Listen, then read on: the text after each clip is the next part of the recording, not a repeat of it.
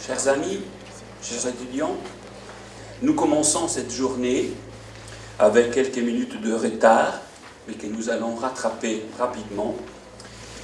Et d'abord, j'ai, au nom du recteur de l'UCL, le professeur Vincent Blondel, du doyen de la faculté de philosophie, arts et lettres, le professeur Philippe Ilixman, de la présidente de l'Institut de recherche sur les civilisations, les arts et les lettres, Madame Agnès Guiderdoni, et in fine, au nom du Centre d'études du monde antique que je préside, je vous souhaite la meilleure bienvenue, la plus chaleureuse, à cette journée d'études sur la peinture murale antique qui se déroule dans cette salle du Sénat académique de l'Université catholique de Louvain.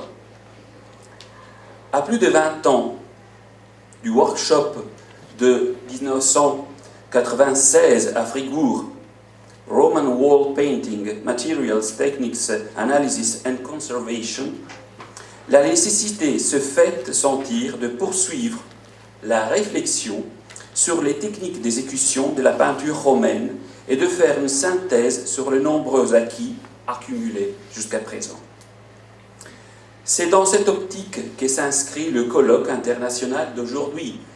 À l'origine, ce n'était pas international, mais quand même, vous avez répondu d'une manière vraiment importante. Colloque dont le titre « La peinture murale antique, méthode et apports d'une approche technique » se veut nouvelle occasion de confrontation et de dialogue en offrant la possibilité de faire en premier point dès la situation, ou un deuxième par rapport au 1996. En effet, au cours des 20 ans derniers, des 20 dernières années, la recherche sur les techniques et la peinture antique a profité d'une grande prospérité, notamment grâce au développement et à la systématisation des analyses archéométriques, qui ont pris une place primordiale dans l'étude matérielle de la peinture antique. En effet, d'innombrables travaux de recherche ont démontré à maintes reprises l'importance des analyses de laboratoire et la nécessité d'établir un dialogue synergique entre archéologues et archéomètres, entre autres.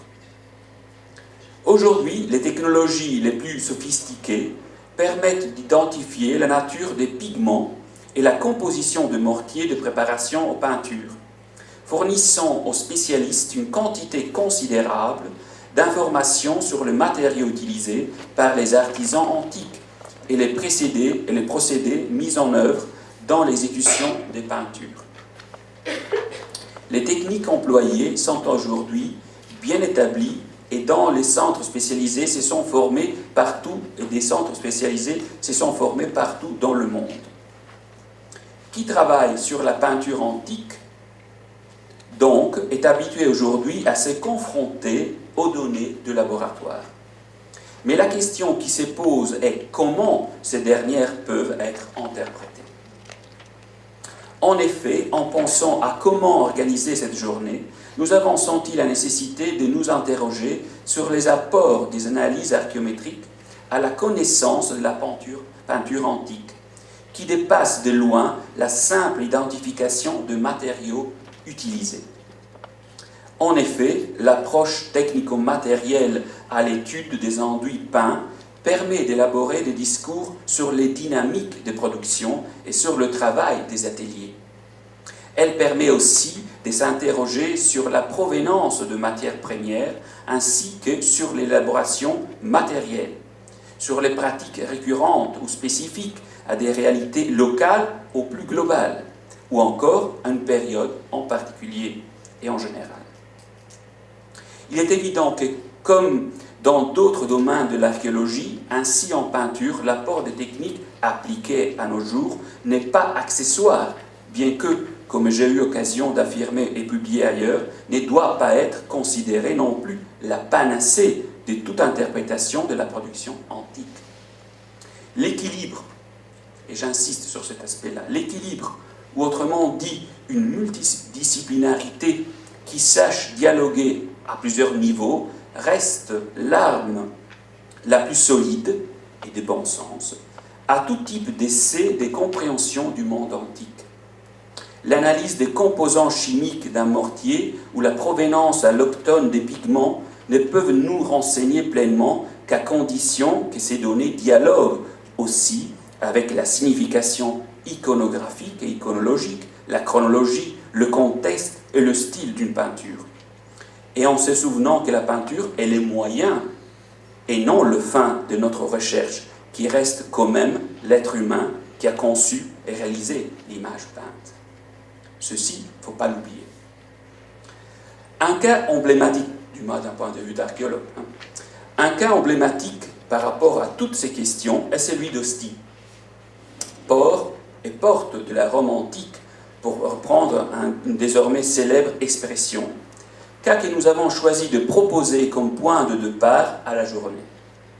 En effet, les analyses archéométriques menées au cours des dernières années sur différents contextes de la ville, datés entre le 1er siècle avant Jésus-Christ et le 2e siècle après, ont confirmé une transformation nettement identifiable et datable des matériaux et des techniques employées. De ces prémices est née l'idée d'une synthèse qui met en relation les données acquises et fournisse un tableau plus complet de la situation, en élargissant la réflexion à d'autres aires géographiques et chronologiques. C'est ce que nous souhaitons faire au cours de cette journée, à laquelle vous avez répondu très nombreux. C'est pourquoi nous vous remercions chaleureusement. Le souhait que nous désirons exprimer pour la journée qui nous attend est qu'elle soit aussi riche que dense. Elle sera dense. Et qu'elle nous permette à la fin d'ouvrir la voie à une réflexion commune en réunissant les expériences de chacun pour arriver à une interprétation, sinon globale, ça c'est impossible, au moins plus complète d'une question encore jeune dans l'histoire de la recherche et qui commence seulement maintenant à révéler tout son grand potentiel. Cette journée, dédiée aux approches modernes de l'étude technique des peintures murales antiques, constitue la première expérience scientifique d'une recherche axée sur la peinture romaine et plus spécifiquement ostienne à Lucelle, à l'Université catholique de Louvain. Nous la devons à la brillante initiative d'un de nos jeunes doctorants, Paolo Tommasini, à ma droite, qui en a eu l'idée et il a assuré efficacement son organisation en collaboration avec sa jeune collègue, à ma gauche, fraîche de diplôme doctoral, Martina Marano, de l'Université de Rome, Tor Vergata.